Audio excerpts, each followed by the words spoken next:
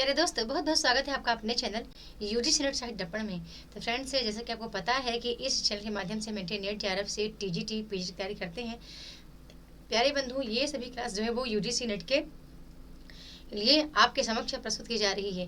तो क्लास पसंद आए तो चैनल को लाइक करें, क्लास को लाइक करें और चैनल को सब्सक्राइब अवश्य करके रखें ताकि मेरी कोई भी वीडियो मिस ना हो और जैसे वो अपलोड होए वो तुरंत आपके मोबाइल स्क्रीन पर उसका नोटिफिकेशन पहुंच जाए। ठीक है, तो आज हमने यहाँ 100 प्रश्न लिए हैं। ये प्रश्न ऑलरेडी हमारे पेड कोर्स वालों के समक्ष प्रस्तुत किया जा चुका है और जो लोग नहीं देख पाए हैं वो फिर से यहाँ वॉच कर सकते हैं। इसके राइट आंसर का आप मिलान भी कर सकते हैं। ठीक है, तो चलते हैं, प्रश्नोत्तरी करते हैं। और प्यारे मित्रों, कहना चाहूँगी कि अभी आपके पास समय बहुत कम है तो मॉक टेस्ट आप जरूर लगाएं, क्योंकि मॉक का जो टाइम होता है वो परीक्षा से 1 महीने के पहले का मतलब टाइम ही मॉक टेस्ट लगाने के लिए है। ठीक है, ऐसा नहीं कि आप पढ़ते जा रहे मॉक जरूर लगाओ, कहीं से भी लगाओ, ऑनलाइन ऑफलाइन जहाँ भी आपको मिल जाए, है ना। ये कि जो प्रश्नोत्तरी हो ऑथेंटिक रहे, मतलब ऐसा नहीं कि अनावश्यक ऐसे प्रश्न का मॉक लगाए, आपके सिलेबस के अकॉर्डिंग हो और इम्पोर्टेंट हो उसका मॉक लगाए। ठीक है, चलते हैं, प्रश्नोत्तरी करते हैं, है ना। यहाँ पर हमारे 100 प्रश्न आ चुके हैं। हाँ, ओके। तो हमारा ये जो पहला प्रश्न यहाँ पर निकल कर आता है, पहला प्रश्न है हमारे पास कि प्रथम प्राकृत पाल का समय क्या है। तो हमारा जो करेक्ट आंसर है बंधु, यहाँ पर जो हमारा करेक्ट आंसर है वो हमारा 2 नंबर यहाँ पर करेक्ट आंसर है। ठीक है, 2 नंबर हमारा। अरे आजा भाई, पेंसिल क्यों नहीं आ रहा? अरे ओहो, सॉरी। ठीक है ना, तो हमारा यहाँ पर, हाँ चलो आ गया। ठीक है, हमारा यहाँ पर 2 नंबर जो है वो करेक्ट आंसर है। 500 से ईसा पूर्व से 1 ईसा पूर्व तक। ठीक है, हमारा करेक्ट आंसर यहाँ पर है। अगले प्रश्न की ओर चलते हैं। हाँ, 100 प्रश्नों को मैं कोशिश करूंगी कि मैं यहाँ पर 30 मिनट के अंदर मैं कर दूँ। ठीक है, इन 100 प्रश्नों को मैं कोशिश करूंगी कि 30 मिनट के अंदर मैं इनको कर दूँ। ओके, तो आप बिल्कुल ध्यान से वीडियो को देखें, फास्ट मोड में भी देख सकते हैं और कोशिश करें कि ऐसा आहिस्ता देखें ताकि याद हो चल जाए चीज़ें, है ना। तो अगला प्रश्न आता है कि प्रश्न है कि अपभ्रंश भाषा को अभिराधि किसने कहा है। तो दंडी ने कहा है। अगला प्रश्न है कि बिहारी वर्ग की भाषा किस अपभ्रंश से निकली है। तो जो बिहारी वर्ग की भाषा है वो हमारे समक्ष आती है। ठीक है, मागधी अपभ्रंश से निकली है। हम सभी जानते हैं कि बिहारी हिंदी, ठीक है, भोजपुरी, मगही, मैथिली, ये जो है बिहारी हिंदी के अंतर्गत आती है ना। अगला प्रश्न आता है कि गोदान आधुनिक भारतीय जीवन का दर्पण है। वह सामान्य और मध्यम वर्ग की समस्याओं को लेकर चलता है। प्रेमचंद जी ग्राम्य जीवन को चित्रित करने में कैसे सिद्धांत थे, यह किसी से छिपा नहीं है। उक्त कथन किसका है ना। यहाँ 4 ऑप्शन दिए गए हैं, तो ध्यान से आप चारों ऑप्शन को देख लीजिएगा। हमारा बी नंबर करेक्ट है। ठीक है, विश्वंभरनाथ मानव जी का ये कथन है। अगला है बैसवाड़ी किसकी बोली है। ठीक है, बताना आप बैसवाड़ी किसकी बोली है, कमेंट में जरूर बताइएगा। बहुत सरल प्रश्न है और सभी प्रश्न है जो कि कंसेप्ट बेस हैं। 100 प्रश्नों को आप अवश्य देखिए, पूरा क्लास देखिए। ठीक है, क्लास पूरा देखिए और क्लास को लाइक कमेंट अवश्य करें। कौन कौन सा टॉपिक पे आप मॉक चाहते हैं ये भी आप कमेंट करें। जब आप कमेंट करेंगे तो आपके मन की बात जो है ना वो कमेंट के माध्यम से मुझ तक पहुंचेगी, तो मेरे समझ में आएगा कि नहीं आपको किस चीज़ की आवश्यकता है इस समय पर। ओके, तो अगला प्रश्न है कि यह नाटक न पौराणिक है, न ऐतिहासिक, न यथार्थवादी है। तो एक मॉडर्न एलिगिरी आधुनिक अन्युक्ति का मंचीय रूप है। या जगदीश चंद्र माथुर का उक्त कथन अपने किस नाटक के संदर्भ में है। तो हमारा जो करेक्ट आंसर वो पहला राजा करेक्ट है। ठीक है, यहाँ पर सी हमारा करेक्ट आंसर है। अगला प्रश्न आता है जनपदी हिंदुस्तानी भाषा कहलाती है। तो कन्नौजी हमारा करेक्ट आंसर है। अगला है अंतस्थ व्यंजन नहीं है। तो हाँ हमारा करेक्ट आंसर है। फिर अगला प्रश्न आता है कि बेगम बहादुर किस भाषा शब्द किस भाषा से आगत है। ठीक है, बेगम बहादुर ये दोनों शब्द किस भाषा से आगत हैं, निकले हैं। तो तुर्की हमारा यहाँ पर करेक्ट आंसर होगा। फिर अगला प्रश्न आता है कि आदिकाल के लिए उद्भव काल नाम किसने प्रयुक्त किया। तो हमारा जो करेक्ट आंसर है वो डी नंबर करेक्ट है। वासुदेव सिंह ने आदिकाल को उद्भव काल नाम दिया है। ठीक है, अगला है प्रश्न है कि जो काम उनके पिता ने पुरातत्व क्षेत्र में किया, जमीन से शिलालेख मूर्तियों को निकालने का कार्य, वही कार्य अग्जे अंतिम वर्षों में अपने भारतीय अतीत के विशाल स्मृति प्रदेश में करना चाहते थे। वक्तव्य किसका है। तो रामविलास शर्मा का है। ठीक है, बी नंबर हमारा करेक्ट आंसर है। अगले प्रश्न की ओर पे चलते हैं। तो प्रश्न है कि निम्न में से सही अनुक्रम आपको बताना है। तो इसका जो हमारा करेक्ट आंसर है बंधु सरहप्पा, सबरपा, देवसेन, हेमचंद्र। ठीक है, बी नंबर हमारा करेक्ट है। अगला प्रश्न आता है कि निम्न रचनाओं का सही अनुक्रम आपको बताना है। तो यहाँ पर जो हमारा करेक्ट आंसर निकल कर आता है, ठीक है, तो बी नंबर करेक्ट है। आखिरी कलाम, मधुमालती, रूप मंजरी, सीताई वार्ता। ठीक है, 11 नंबर का हमारा बी नंबर जो है वो करेक्ट ऑप्शन निकल कर आता है। ठीक है, हम चलते हैं 12 नंबर पर। तो संस्कृति के 4 अध्याय किनको समर्पित रचना है। तो राजेंद्र यादव को डी नंबर करेक्ट है। अगर अच्छा जो लोग इसका मॉक टेस्ट लिए हैं 250 में, और उस यहाँ पर उस और प्रश्नों का तो उत्तर मेंशन है, लेकिन इस प्रश्न का उत्तर मैंने वहाँ मेंशन नहीं किया था, तो वो लोग जरूर मिलान कर लें, ठीक है, वो लोग मिलान कर लें। और साथ ही साथ आंसर चाहें तो आप एक अलग कॉपी या पेन पर 100 प्रश्नों के उत्तर आप जरूर टिक मार कर रखें, ठीक है। संत काव्य जन साहित्य है जिसमें जन भावनाओं को जागृत करने के लिए अथक परिश्रम किया गया है। उक्त कथन किनका है? तो हमारा जो करेक्ट आंसर आता है यहाँ पर रामचंद्र शुक्ल का, हजारी प्रसाद जी का, नगेंद्र का या डॉक्टर रामकुमार वर्मा का। तो 13 नंबर का करेक्ट आंसर हमारा सी नंबर निकल कर आता है डॉक्टर नगेंद्र का, ठीक है। अगला प्रश्न आता है गुरु गोविंद सिंह जी की रचना नहीं है। सुनीति प्रकाश, सर्वलो प्रकाश, प्रेम सुमार क्या सुखमणि। तो जो गोविंद सिंह की रचना हमारे पास नहीं आती है तो वो हमारी डी नंबर करेक्ट है, सुखमणि जो है वो नहीं है, ठीक है। अगले प्रश्न की ओर चलते हैं कि अगला प्रश्न हमारा आता है कि सूर्य में जितनी भारी भाव विवरता है उतनी वाग विद्धता भी। उक्त कथन किसका है? तो हमारा ये करेक्ट आंसर है रामचंद्र शुक्ल जी का ये करेक्ट आंसर है यहाँ पर बी नंबर। अगला प्रश्न आता है कि निम्न में से कौन सा प्रबंध काव्य नहीं है? ठीक है, रामाज्ञा प्रश्न, रामलाल हंसू, पार्वती मंगल, जानकी मंगल। अच्छा, यहाँ से बहुत ज़्यादा प्रश्न बनने के चांस हैं, ठीक है, यहाँ से आपके प्रश्न बनेंगे। ओके, तो रामाज्ञा प्रश्न हमारा यहाँ पर करेक्ट आंसर होगा, ठीक है। प्रश्न है कि कौन सा प्रबंध काव्य नहीं है? तो रामाज्ञा प्रश्न हमारा करेक्ट आंसर होगा। अगला प्रश्न है निम्न रचनाओं का आपको रचना क्रम के अनुसार सही क्रम बताना है, रचना काल के अनुसार, ठीक है। तो यहाँ जो 17 का हमारा करेक्ट आंसर निकल कर आता है, 17 का हमारा डी नंबर करेक्ट है, कवि प्रिया, ठीक है। रसराज, ललित राम, भाव विलास हमारा करेक्ट आंसर है। 10वां रस को वात्सल्य रस किसने प्रतिपादित किया? तो विश्वनाथ ने, हमारा बी नंबर यहाँ पर 18 का करेक्ट आंसर निकल कर आता है। अगला है वेदांत दर्शन पर आधारित रस निष्पत्ति की व्याख्या कहलाती है, ठीक है। अब ये बड़ा इंपॉर्टेंट है, ठीक है, ये बहुत इंपॉर्टेंट है, इसको इसके लिए करना, क्योंकि यहाँ से आप जानते हैं या तो इनके दर्शन पूछे जाते हैं, या तो इनकी उत्पत्ति मतलब किसकी, या फिर इनके जो हमारे अभिनव गुप्त हैं अभिव्यक्तिवाद के प्रवर्तक, या फिर जो भुक्तिवाद के प्रवर्तक हैं जैसे शंकुक हो गए, ठीक है, चाहे वो भट्ट लोलट हो या भट्ट नायक हो, तो इनके जो दर्शन हैं, इनके जो सिद्धांत हैं, वहाँ से एक प्रश्न बन ही जाता है। तो हर बार बना है, कह नहीं सकते इस बार बनेगा नहीं बनेगा, लेकिन ये महत्वपूर्ण बहुत है, ठीक है। यदि हम इकाई 3 करते हैं तो इकाई 3 में भारतीय काव्य शास्त्र के अंतर्गत 3-4 टॉपिक बड़ा इंपॉर्टेंट है, जैसे कि रस निष्पत्ति हो गया, साधारणीकरण हो गया, और जितने भी रस हमारे पाठ्यक्रम में लगे हुए हैं, जितने भी सिद्धांत हैं, जिनकी चाहे वो अलंकार हो, रस हो, वक्रोक्ति हो, है ना, ध्वनि हो, तो उसको आप अच्छे से करें। उसकी जो परिभाषा है संस्कृत आचार्यों की, वो आपको याद रहे। साथ साथ बंधु आपको ये भी याद करना है कि जो हमारे पाठ्यक्रम में लगा हुआ है काव्य हेतु, काव्य प्रयोजन, तो उनके संस्कृत आचार्यों की परिभाषाएं आपको देख लेनी है। तो 19 का जो हमारा करेक्ट आंसर निकल कर आता है यहाँ पे ए नंबर हमारा करेक्ट है, ठीक है, ए नंबर हमारा करेक्ट है, अभिव्यक्तिवादी, ठीक है। अगला है कि घनानंद जी उन बिरले कवियों में है जो भाषा की व्यंजकता बढ़ाते हैं, ये कथन आचार्य शुक्ल का है। आगे चलते हैं तो जीवन एक प्रश्न है, ठीक है, मैं चाहती हूँ कि मैं फास्ट कर लूँ, टाइम देख रही हूँ कितना टाइम हुआ, ओके, ठीक है। जीवन एक प्रश्न है और मृत्यु भी उसका अटल उत्तर है। चंद्रगुप्त नाटक में उक्त कथन किसका है? तो चाणक्य का, मालविका का, कार्नेलिया का, या फिर अलका का। तो 21 का हमारा बी नंबर करेक्ट है, मालविका हमारा यहाँ पर करेक्ट आंसर है।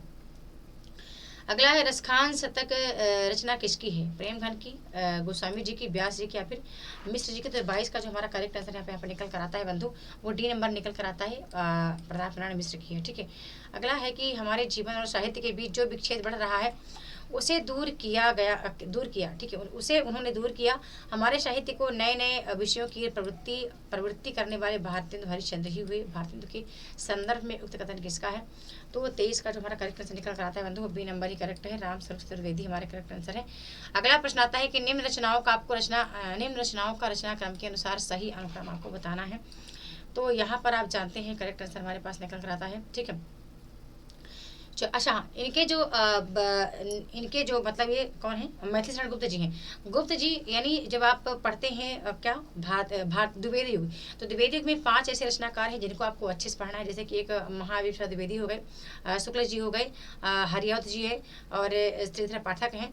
तो इनकी रचनाएं जरूर देखिएगा, ठीक है, क्योंकि इनके रचनाओं से प्रश्न बन ही जाता है। जैसे कि श्रीधर पाठक की रचनाएं जो हैं वहाँ से अच्छा वॉइस तो सही मिल रही है ना, हाँ, वहाँ से उनकी जो रचनाएं हैं उनका अनुवाद करने के लिए बनता है, तो वो चीज़ आपको जरूर देखना है। यहाँ पर हमारा भारत भारती, साकेत, जय भारत, वैष्णवप्रिया हमारा करेक्ट आंसर है, ठीक है। हाँ बी, हाँ 24 का हमारा करेक्ट आंसर, हाँ ए नंबर हमारा करेक्ट होगा, ठीक है, जय भारत विष्णुप्रिया, ओके। हाँ, अगला प्रश्न आता है कि भारतीयता की खोज का जैसा प्रयास भारत भारती में दिखाई देता है वैसा किसी अन्य रचना में नहीं। भारत भारती के लिए इस तरह समाज के हर वर्ग को छुआ, इसने समाज के हर वर्ग को छुआ, संवेदना के हर स्तर को झकझोरा और भावना मूलक बौद्धिक और आध्यात्मिक सही प्रकार के सरोकारों की पुष्टि की, वह अद्वितीय है। भारत भारती के संदर्भ में उक्त कथन किसका है? तो यहाँ पर आचार्य शुक्ल, नगेंद्र, अज्ञेय या रामविलास शर्मा। तो 25 का हमारा जो करेक्ट आंसर निकल कर आता है वो सी नंबर निकल कर आता है, अज्ञेय जी का ये कथन है। ठीक है, आगे आपको बताना है जयशंकर प्रसाद को हिंदी का रविंद्रनाथ किसने कहा? ठीक है, रसाल जी ने, अवस्थी जी ने, सुमन जी ने, विजय देव नारायण शाही जी ने।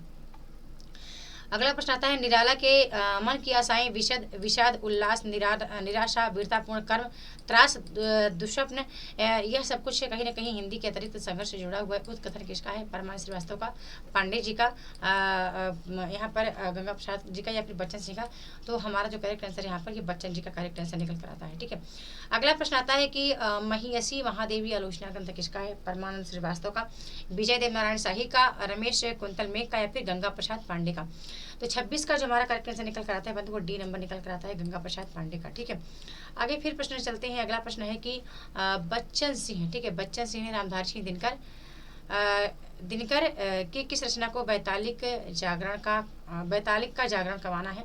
ठीक है, रसवंती, कुरुक्षेत्र, हुंकार या फिर रसमृति। तो इस में हमारा करेक्ट आंसर हुंकार निकल कर आता है, इसी नंबर। ठीक है, अगला प्रश्न है कि कुरुक्षेत्र को प्रगतिवादी विचारधारा का महाकाव्य किसने कहा? ठीक है, पांडे जी ने, मिश्र जी ने या फिर नगेंद्र जी ने या फिर त्रिपाठी जी ने। तो 28 का करेक्ट आंसर हमारा ए नंबर निकल कर आता है, शंभू प्रसाद पांडे ने। ठीक है, मिट्टी की बारात शोक गीत रचना का वर्ष बताना है। ठीक है, तो 71 हमारा यहाँ पर 29 का हमारा नहीं 72 हमारा करेक्ट है। ठीक है, 72 हमारा यहाँ पर करेक्ट आंसर है। अगला प्रश्न आता है फिर रचना क्रमों का आपको सही अनुक्रम बताना है। तो यहाँ पर जो हमारा करेक्ट आंसर है वो, ठीक है, 46 54, ठीक है, 46 54 49 77 हमारा करेक्ट आंसर है। ठीक है, यहाँ पर इत्तलियम, बाबरा, हेरी, महावृक्ष के नीचे सदा नीरा हमारा करेक्ट आंसर है। ठीक है, बी नंबर। आगे चलते हैं, तो हमारा करेक्ट आंसर निकल कर आता है, अगला निकल कर आता है स्थापना उत्तर के क्षेत्र में कविता का मूल लक्ष्य अधिक से अधिक व्यक्ति को संस्कारित करना है। तर्क कविता सबसे पहले शब्द है और सबसे अंत में भी यही बात बचती है कि कविता शब्द है। तो हमारा दोनों कथन सत्य है, ए नंबर हमारा 31 का सत्य है। अगला आता है कि आपको यहाँ पर यशपाल के उपन्यासों का सही अंक बताना है। अमिता, दिव्या, झूठा, सच, तेरी मेरी उसकी बात। तो यहाँ पर जो हमारा करेक्ट आंसर निकल कर आता है, ठीक है, 32 का करेक्ट आंसर हमारा 3 नंबर निकल कर आता है। ठीक है, दिव्या, अमिता, झूठा, सच, तेरी मेरी उसकी बात। ओके, आगे चलते हैं। तो निम्न में से कौन सा उपन्यास देवकी नंदन खत्री का नहीं है? विक्रमादित्य, नरेंद्र मोहनी, कादर की कोठरी या गुप्त गोदान। तो यहाँ पर 33 का जो करेक्ट आंसर है वो ए नंबर करेक्ट है, विक्रमादित्य जो है वो खत्री जी का नहीं है। अगला है कि शेखर एक जीवनी की पात्र नहीं है, लक्ष्मी, मणिका, शांति या फिर शशि। तो यहाँ भी ए नंबर ही हमारा करेक्ट होगा, लक्ष्मी जो है शेखर एक जीवनी की पात्र नहीं है। अगला है स्त्री और पुरुष में यही तो अंतर है। नारी भले काम बस माता क्यों न बने, किंतु माता बनकर वह निष्काम हो जाती है और पुरुष पिता बनकर भी दायित्व बोध भली प्रकार से अनुभव नहीं कर पाता। उक्त कथन किस नारी पात्र का है? मालती का, निपुणिका का, रत्नावली का, फिर कमला का। तो यहाँ पर रत्नावली हमारा करेक्ट आंसर होगा। ठीक, रत्नावली हमारा करेक्ट आंसर होगा। अगला है कि निम्न कहानी संग्रह का प्रकाशन वर्ष आपको बताना है, अनुक्रम बताना है कि क्या होगा। ये सभी कहानियाँ ज्ञानेंद्र की हैं, तो यहाँ पर हमारा डी नंबर करेक्ट है, वातायन, एक रात, पाजेब, जयसंधी। अगला है समाज के गरीब व असहाय लोगों के उत्थान व कल्याण के लिए कार्य करना ही सच्ची देशभक्ति है। उक्त कथन किस पात्र का है? अनीता का, राही का, साहनी का या फिर लतिका का। तो 37 का हमारा ए नंबर करेक्ट आता है, अनीता का हमारा यहाँ पर करेक्ट आंसर निकल कर आता है। ठीक है, ए नंबर करेक्ट है। परिंदों को देखकर लगता है कि भाषा अच्छा, इसको मैं फास्ट इसलिए कर रही हूँ क्योंकि मुझे पता है कि ये पीडीएफ ऑलरेडी आपके पास है ना, ऑलरेडी आपके पास है, और मैं चाहती हूँ कि इसको मैं फास्ट बता दूँ ताकि आप कम समय में 100 प्रश्न को गैन कर पाएँ, आप एक आइडिया लगा पाएँ कि प्रश्न किस तरह के या किस टाइप के बन सकते हैं परीक्षा में। ओके, तो इसलिए मैं इसको फास्ट कर रही हूँ। और आगे आता है कि परिंदे को देखकर, ठीक है, ओहो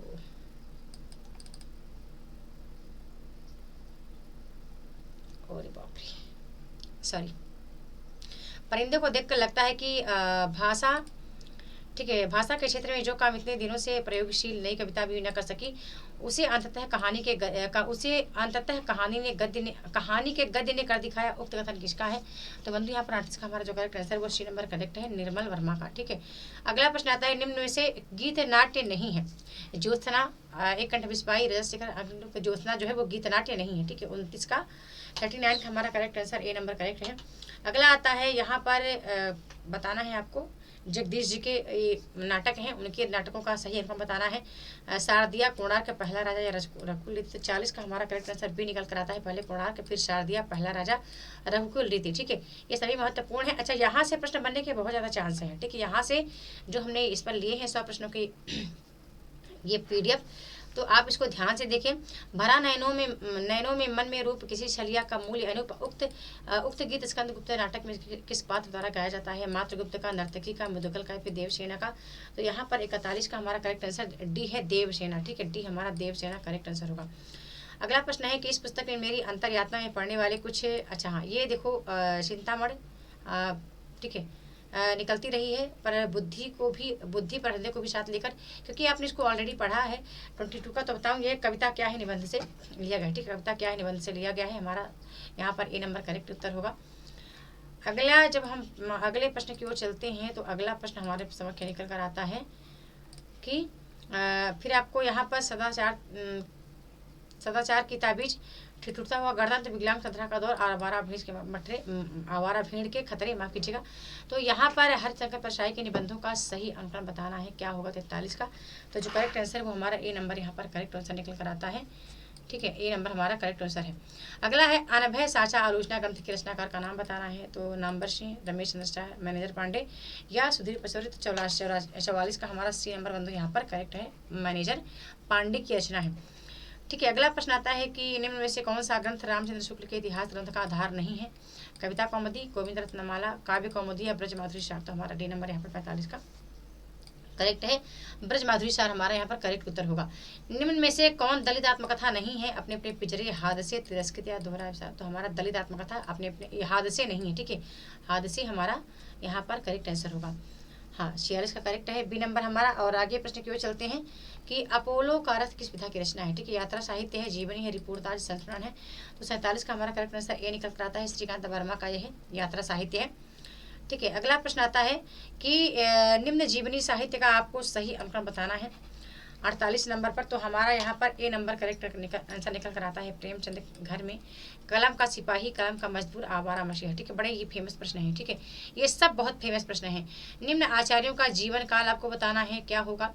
ठीक है, भामा, जयदेव, विराट, शेखर, विश्वनाथ। ठीक है, तो ये भी आपसे बनी जाएगा। ठीक है, 49 का हमारा करेक्ट आंसर यहाँ पर निकल कर आता है, बी नंबर। ठीक है, बी नंबर हमारा करेक्ट आंसर निकल कर आता है, भामा, विराट, शेखर, जयदेव, विश्वनाथ। ठीक है, यदि आपको ये भी याद है कि ये 6वीं शताब्दी के, आपको याद है विश्वनाथ जो है 14वीं सदी के हैं, और बीच में आप याद रखें कि ये 10वीं सदी के, ये 13वीं सदी के। ठीक है, ये हाँ 10वीं, ये 13वीं। तो ये सरल है, यानी इसको आप कर पाएंगे तो एक दो भी आपको अच्छे से याद है। अगला है फिर ये वही भारतीय काव्य शास्त्र से, यानी ऑल यूनिट से मैंने यहाँ पर प्रश्न रखे हैं। तो जो हाँ, अगला प्रश्न निकल कर आता है 50 नंबर की करेक्ट आंसर हमारा 50 नंबर का क्या होगा? तो बंधु यहाँ पर ए नंबर करेक्ट होगा। पहले आएगा हृदय दर्पण, श्रृंगार प्रकाश, रस तरंगिणी, रस गंगाधर। मैं आपको एक बात करूँ, ये 250 का जो मैंने रखा है ना, ये मॉक क्विज, इसके जो सभी मैंने आपको जो मॉक दिए हैं उनको यदि आप अच्छे से कर लेते हैं तो बंधु परीक्षा में आपका मेरे ख्याल से नहीं लगता कि गलत जाएगा। ठीक है, परीक्षा में मेरे ख्याल से नहीं लगता कि आपके प्रश्न गलत जाएंगे। ठीक है, नहीं जाएंगे, ध्यान से इसको करें। तो रसवादी आचार्य नहीं है, लोलट, शंकुक, भट्टनायक, जयदेव। तो यहाँ पर डी नंबर हमारा करेक्ट आंसर है। 10वां रस वात्सल रस किसने माना है? ओहो, फिर से रिपीट हुआ प्रश्न है। 10वां रस वात्सल, हाँ विश्वनाथ ने माना है। बी नंबर हमारा यहाँ पर 52 का करेक्ट होगा। अगला आते हैं तो प्रश्न बनता है कि निम्न आचार्यों का हमें सही अंकन बताना है। तो यहाँ भी हमारा करेक्ट आंसर बाही होगा। ठीक है, वाल्टियर, मैथ्यू अंड्राल्ड, क्रोंचेस, सात्र। बी नंबर हमारा करेक्ट आंसर है। अगला है अरस्तु के अनुसार काव्य की विषय वस्तु का चित्रण किस रूप में नहीं होता है? संभाव्य, आदर्श, संभाव्य या प्रतीयमान। तो हमारा 54 का जो करेक्ट आंसर है वो डी नंबर है, प्रतीयमान के रूप में नहीं होता है। हमारा डी नंबर बंधु यहाँ पर करेक्ट उत्तर है। ठीक है, अगले प्रश्न की ओर चलते हैं। प्रश्न है कि टी.एस. इलियट का निर्वैयक्तिकता का सिद्धांत अपने भीतर भारतीय रस सिद्धांत के साधारणीकरण को समेटे हुए उक्त कथन किसका है? रामचंद्र शुक्ल का, भगीरथ मिश्र का, डॉक्टर नगेंद्र का, निर्मला जैन का। तो यहाँ पर हमारा करेक्ट आंसर डी नंबर 55 का निकल कर आता है। ठीक है, 55 का ओह अच्छा ए नंबर, हाँ ए नंबर हमारा करेक्ट है, आचार्य शुक्ल का है ना। निर्वैयक्तिकता का सिद्धांत अपने भीतर भारतीय रस सिद्धांत के साधारणीकरण को समेटे हुए तो आचार्य शुक्ल का कथन है। अगला आता है राम किशोर, श्यामा, भोलानाथ, प्रताप नारायण, क्या भूलूं क्या याद करूं आत्मकथा के पात्र हैं। और निश्चय आता है कि यह सभी पात्र गरीबी का जीवन झेलते हुए भी संयुक्त परिवार का उदाहरण देते हैं। तो हमारा यहाँ पर ए आर दोनों सत्य है। ठीक है, ए नंबर हमारा करेक्ट है। फिर अगला प्रश्न आता है कि राहुल सांकृत्यायन ने मेरी तिब्बत यात्रा एक भिखारी के छद्म वेश में की थी। इस यात्रा में राहुल जी ने वहाँ की संस्कृति का अद्भुत ढांचा प्रस्तुत किया है। तो यहाँ भी हमारा ए सत्य है, आर सत्य है, 3 नंबर करेक्ट है। अगला आता है कि संस्कृत के 4 अध्याय में पहली क्रांति आर्यों के भारत आने और आर्योत्तर जातियों से उनके संपर्क में आने से हुई है।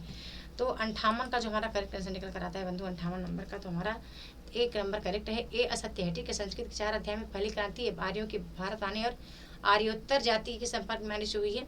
हाँ, ए नंबर सत्य है, जबकि आर सत्य है कि सबसे महत्वपूर्ण अध्याय चौथी क्रांति है जो भारतीय संस्कृति और अफ्रीका के संबंध पर, तो अफ्रीका नहीं वो यूरोप के संबंध पर आधारित है। ठीक है, अफ्रीका नहीं यूरोप के संबंध पर आधारित है। तो हमारा ए सत्य है, लेकिन आर असत्य है।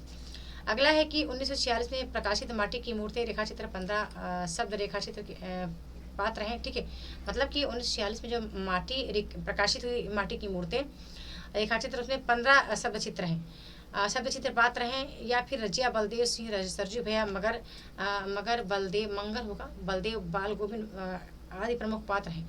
ये बात सही है, लेकिन हमारा जो कठिन है ये नहीं है, ये 15 नहीं है, 12 पात्र हैं। ठीक है, 12 पात्र हैं, ये हमारा असत्य है। तो ए असत्य है, आर सत्य है। ठीक है, ए असत्य,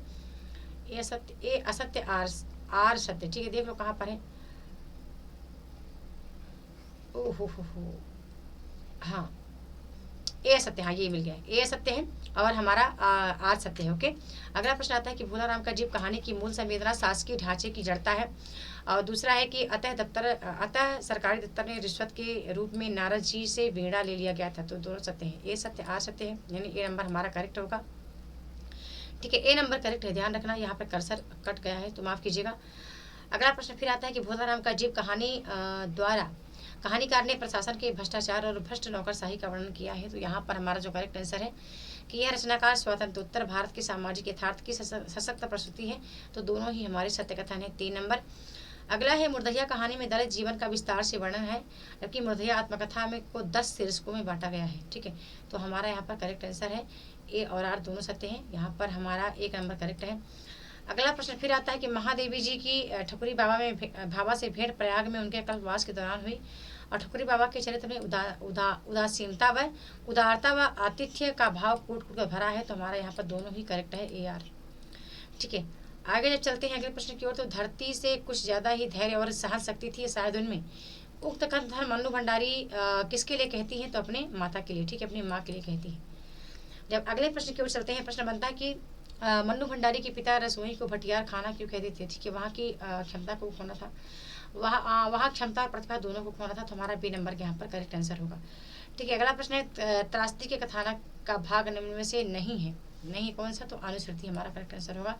अगला है आवारा मसीहा के तृतीय पर्व दिशांत में सृजन का स्वर्ण युग, देश मुक्ति का व्रत, राजनीति से उनका लगाव और नारी चरित्र के परम रहस्य ज्ञाता के रूप में शरद का चित्रण है। ठीक है, और दूसरा है कि आवारा मसीहा लिखकर विष्णु प्रभाकर जी ने हिंदी और बांग्ला साहित्य के बीच ऐसे सेतु का निर्माण किया जो समूचे राष्ट्र का रागात्मक राष्ट्र की रागात्मक एकता का प्रतीक है। तो हमारा दोनों सत्य है, ए सत्य भी है और आर भी सत्य है। अच्छा, मैंने कल चश्मा चेंज किया। ठीक है, मैंने कल चश्मा को चेंज किया है थोड़ा सा, तो मुझे अजीब सा लग रहा है। जब मैं इसको लगा लेती हूँ ना तो कुछ अजीब सा लगता है, एकदम पता नहीं क्या बड़ा बड़ा सा दिखता है, मुझे ज़्यादा ही बड़ा दिख रहा है, मतलब मीडियम दिखना चाहिए तो ज़्यादा ही बड़ा दिख रहा है। बहरहाल इसको चेंज करेंगे। ठीक है, एक फिर अगला प्रश्न आता है कि पंत की कविताओं पर किसके विचारों का प्रभाव पड़ा है? महात्मा गांधी, अरविंद का या दोनों का? ठीक है, तो यहाँ पर 68 का हमारा जो करेक्ट आंसर निकल कर आता है बंधु को सी नंबर है, यानी दोनों का। अगला प्रश्न है परिवर्तन कविता में गरल दंत किसे कहा गया है? ठीक है, सांप को, जरा को। 69 नंबर का करेक्ट हमारा निकल कर आता है डी नंबर, मृत्यु को कहा गया है। ठीक है, तू है नकली, मैं हूँ मौलिक, तू है बकरा मैं हूँ कौलिक। पंक्ति में कौलिक का अर्थ क्या है? ठीक, गडरिया जुलाहा या फिर, ठीक, गडरिया जुलाहा या फिर शक्ति का उपासक या फिर सामंतवादी। तो शक्ति का उपासक हमारा यहाँ पर 17 का करेक्ट आंसर होगा। महिला आचर उपन्यास में जोगिड़ा जसरा गाने वाला पात्र कौन सा है? सुनरा, महंता, शनिचर या फिर वासुदेव। तो 71 का हमारा करेक्ट आंसर ए नंबर है, महंता। ठीक है, महंता हमारा करेक्ट आंसर हो गया। अगला प्रश्न निकल कर आता है आधी रात को सोते हुए और घड़ी भर रात को उठ जाते थे। कैसा भी हो, कैसा भी काम हो, उसके लिए कहीं ना कहीं से समय निकाल लेते थे, किसके विषय में कहा गया है? ठीक है, खन्ना, मेहता, राय साहब या फिर ओमकारनाथ। तो 72 का करेक्ट आंसर हमारा बी नंबर है, मेहता के लिए ये कथन है। ठीक है, मेहता के लिए हमारा ये कथन है, मेहता, प्रोफेसर मेहता के लिए के विषय में कहा गया कथन है।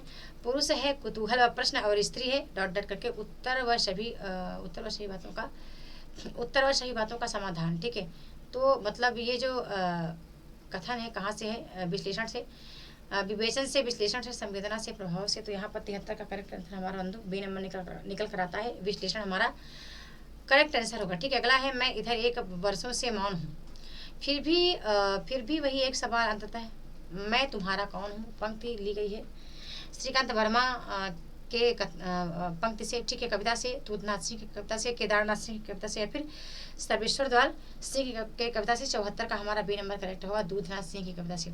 अगला है आधुनिकता के बारे में 3 अध्याय किसकी कृति है? नामवर सिंह की, नगेंद्र की, डॉक्टर धनंजय वर्मा की या फिर डॉक्टर निर्मला जी की। तो 75 का जो हमारा करेक्ट आंसर निकल कर आता है बंधु यहाँ पर 75 का हमारा सी नंबर निकल कर आता है, धनंजय वर्मा। ठीक है, अगला है गांधारी की ममता किसके प्रति आघात थी? ठीक है, दुर्योधन, अश्वत्थामा, युधिष्ठिर या कृष्ण के प्रति। तो 76 का हमारा करेक्ट आंसर निकल कर आता है डी नंबर, कृष्ण के प्रति। ठीक है, कृष्ण के प्रति जो ममता थी उनकी आघात थी। अगला है तमस उपन्यास में किसकी आंखों की तुलना सांप की आंखों से की गई है? ठीक है, सुअर का, रिचर्ड का, मुराद अली या मुजफ्फर अली। तो 77 का हमारा सी नंबर करेक्ट है, मुराद अली का है। अगला प्रश्न आता है वेदांत, प्रजात और सौरभ किसकी रचना है? ठीक है, 78 का जो करेक्ट है वो सी नंबर करेक्ट है, निम्नकाचार्य। अगला है अष्टछाप की स्थापना किसने की है? वल्लभाचार्य ने, विष्णु स्वामी ने, विठलनाथ ने या फिर गोकुलनाथ ने। तो यहाँ पर हमारा करेक्ट आंसर है विठलनाथ, सी नंबर हमारा करेक्ट आंसर होगा, विठलनाथ ने की थी। अगला है प्रतिबिंबित दिविस्तृत हृदय को हृदय हर लीला भारी का भाषी लिखा है। उक्त पंक्ति सूरदास के लिए किस रचना में कही गई है? ठीक है, तो 80 का जो हमारा करेक्ट आंसर वो सी नंबर करेक्ट है, भक्तमाल में। ठीक है, भक्तमाल में ये लिखा गया है। अगला प्रश्न फिर आता है कि किस अष्टछापी कवि का पद गायन सर्वश्रेष्ठ समझा जाता है? सूरदास का, कृष्णदास का, गोस्वामी जी का या फिर परमानंद दास जी का। तो 81 का हमारा करेक्ट आंसर सी नंबर निकल कर आता है, गोविंद दास का। अगला है हे विधना ते अचरा पसार मगिवो जन्म दीजियो यही ब्रज बिसबो नाही। ठीक है, बिसबो नाही होगा, ब्रज बिसबो। तो उक्त कथाएं किसकी रचना से है? ठीक है, परमानंद दास, कृष्णदास, क्षेत्र स्वामी, गोविंद स्वामी। तो 82 का करेक्ट आंसर हमारा यहाँ पर सी नंबर निकल कर आता है, कुंभ स्वामी हमारा यहाँ पर करेक्ट आंसर होगा। ठीक है, बी नंबर हमारा करेक्ट आंसर होगा। अगला फिर प्रश्न आता है कि चुटिया तेरी बड़ी की धो मेरी। ठीक है, मतलब तेरी चोटी बड़ी है तो मेरी भी चोटी बड़ी करो हे माँ। ठीक है, ये किसकी पंक्ति से ली गई है? ठीक है, चतुर्भुज दास, नंददास, सूरदास या परमानंद दास। तो 83 के आंसर में हम चलते हैं, ए नंबर हमारा यहाँ पर करेक्ट आंसर है। अगला है कि नाभा दास ने किसे राम सागर की उपाधि दी थी? ठीक है, बहारी दास को, विठल जी को, विपुल को, गदाधर भट्ट को या फिर रसखान को। 84 का जो हमारा करेक्ट आंसर है वो बी नंबर करेक्ट है, विठल विपुल को। ठीक है, बी नंबर हमारा करेक्ट है। अगला है आधुनिक साहित्य का संपत्ति बीज किस ग्रंथ को कहा गया है? ठीक है, तो यहाँ पर जो 85 का है वो हमारा करेक्ट आंसर 85 का भी डी नंबर है, हिंदी साहित्य की पुस्तक को। ठीक है, हिंदी साहित्य की पुस्तक को कहा गया है।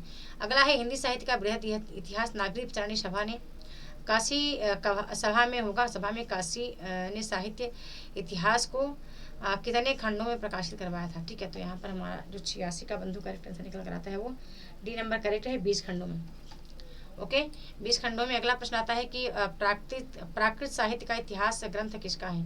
बाहरी जी का, भट्ट जी का, द्विवेदी जी का, फिर द्विवेदी जी का, फिर शिव राजा वर्मा का। तो 87 का हमारा ए नंबर करेक्ट है, हरदेव बाहरी का है। ठीक है, हरदेव बाहरी ए नंबर हमारा करेक्ट आंसर है। अगला प्रश्न आता है, रामदरेश त्रिपाठी द्वारा रचित कविता कौमुदी के को कितने भागों में कितने भाग साहित्य इतिहास से संबंधित है। ठीक, इनका कविता कौमुदी है जो कितने भाग में साहित्य इतिहास से संबंधित है।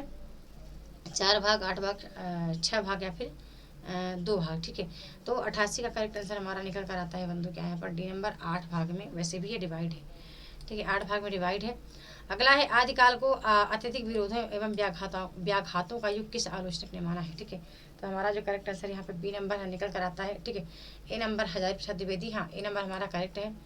अगला प्रश्न आता है, तंत्री नाद कवित रस सरस राग रस रंग देख लेना। ये क्या लिखा हुआ है यहाँ पर पूरा पूरा पढ़ लेना। 90 का करेक्ट आंसर हमारा डी नंबर है बिहारी। ठीक है, आगे निम्न में से कौन सी नानक की रचना नहीं है, तो यहाँ डी नंबर हमारा करेक्ट है। अगला है, प्रगतिवाद मूल की विशेषता नहीं है प्रगतिवाद की, तो हमारा वैयक्तिकता करेक्ट आंसर होगा। ठीक है, आगे प्रश्न आता है, तो केवल प्रीति को काव्य प्रयोजन किसने माना है, तो ए दोनों ने, ए और बी दोनों ने माना है। अगला है, सहृदय की अवधारणा किसने प्रस्तुत की थी, तो सबसे पहले शंकुक ने सहृदय की अवधारणा प्रस्तुत की थी। ठीक है, 94 का हमारा सी नंबर करेक्ट होगा।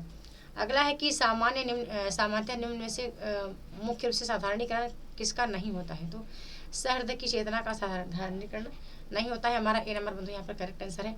अगला है, कालिदास के चरित्र से संबंधित नाटकों के संदर्भ में सत्य कथन का कूट कीजिए। ठीक है, सत्य कथन का कूट करें तो यहाँ पर 8वां सर्ग, फिर समुद्रा की अंगूठी, फिर अगला है आषाढ़ का एक दिन। ठीक है, तो ये यहाँ पर हम देख लेते हैं करेक्ट आंसर हमारा ए बी डी कहाँ पर है, ए बी डी हमारा यहाँ पर कहाँ पर है, ए बी डी, हाँ एक नंबर हमारा करेक्ट आंसर होगा। ए बी डी हमारा करेक्ट आंसर होगा। ठीक है, यहाँ पर आप जानते हैं कि 57 में हमारा जो करेक्ट आंसर है वो डी नंबर है। ठीक है, Wordsworth, Coleridge, Eliot, Richard correct answer है। यहाँ पर त्रासदी के कथानक का भाग निम्न में से नहीं है, तो आंश श्रुति हमारा करेक्ट आंसर होगा। एक औरत की नोट्स बुक किसकी रचना है, तो सुधा अरोड़ा जी की, ये नंबर करेक्ट है। और लोहा बड़ा कठोर होता है, कभी कभी वह लोहे को भी काट डालता है, मैं तो मिट्टी हूँ। जिसमें से सब निकलते हैं, उक्त कथन किस पात्र का है, तो आपको बताना है। ठीक है, ये ऑलरेडी आपको बताया गया है परीक्षा में, पर इसका आंसर आपको बताना है। तो बंधु, ये क्लास आपको कैसी लगी, लाइक और कमेंट के माध्यम से अवश्य बताएं। और मिलते हैं नेक्स्ट वीडियो में टॉपिक के साथ, तो तब तक के लिए बहुत बहुत धन्यवाद।